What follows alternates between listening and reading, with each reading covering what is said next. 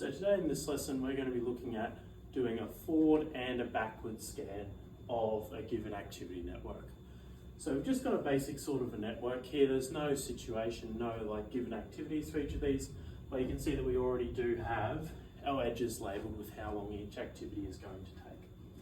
So for us to be able to start our forward scan, the first thing you always need to do is add a 0 into the left-hand side at the beginning of your network. That just means that you're starting from 0 minutes past and then you're moving forward and you're doing your tasks beyond that.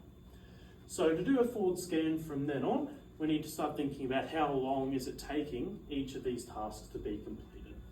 So if we look moving up towards our node B, starting from node A is going to take this 9 minutes to reach this node in our network.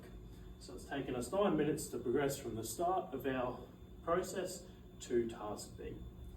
Then the same logic can be applied down the bottom. From our 0 minutes, it takes 6 minutes to move down to task C. So we're going to fill in the left-hand side of our boxes with 6 minutes to represent those 6 minutes that we've spent completing that task. And remember, whenever you're doing your forward scan, your values of your time are always going to go in the left-hand boxes. From there, it gets a little bit trickier. So whenever you have, as we can see here, two different edges joining together at a node or more than two, that means that we have to consider what is going to take, which pathway is going to take the most amount of time to be able to reach that node. Because if we just write down any pathway that leads in there, we might be missing out activities that take a longer amount of time, which means that we're skipping tasks if we're doing that.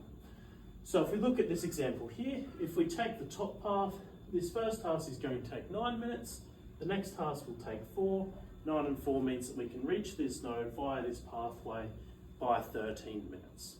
Same thing down the bottom, we have 6 minutes, 5 minutes, 6 and 5 makes 11, so it means that for this path down here we have 11 minutes, and then our top path takes 13 minutes. So because we then have to take the most amount of time to get to that node, it means that our forward scan for this box is going to be 13 minutes. That means that at the earliest, by completing all these tasks, we can reach D by 13 minutes. And then same sort of thing moving through the network. So once again, we split, so it makes life a bit easy. So our 3 minutes to get to task E will take us to 16 minutes, adding on from the 13. Same thing down our bottom pathway here. 13 minutes plus our 4 minutes to get to task F means that it will take 17 minutes to get down to that point on our diagram. And then as before, when we have multiple of our pathways converging, we need to consider the same thing at G. So if we take this 16 minutes up the top here, add on the 7, it means that we'll have 23 minutes to reach the end of our network from that pathway. And then 17 minutes and 8 minutes down the bottom here means that that will take 25 minutes along that pathway. So we need to take the higher of the two numbers, which is our 25. So that means that the earliest possible completion time for all of our tasks is going to be 25 minutes.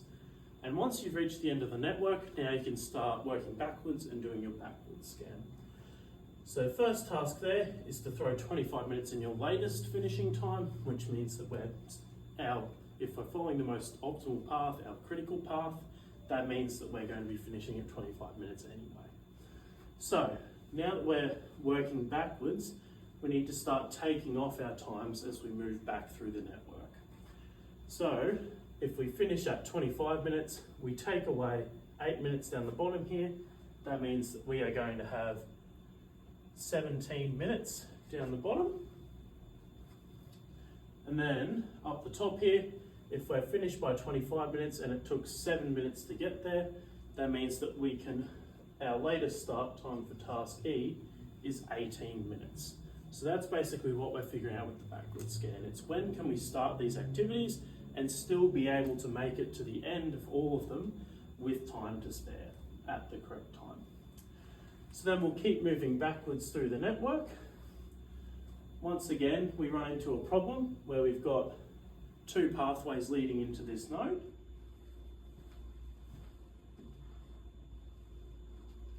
Just turn my projector back on.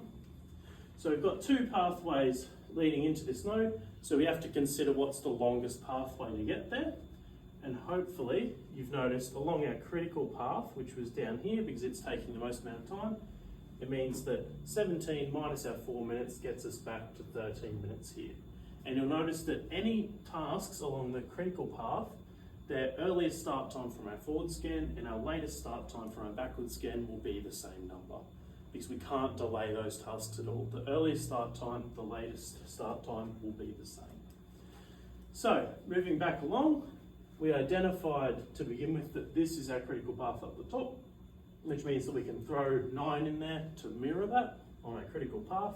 With 13, take the 4, gives you 9 minutes.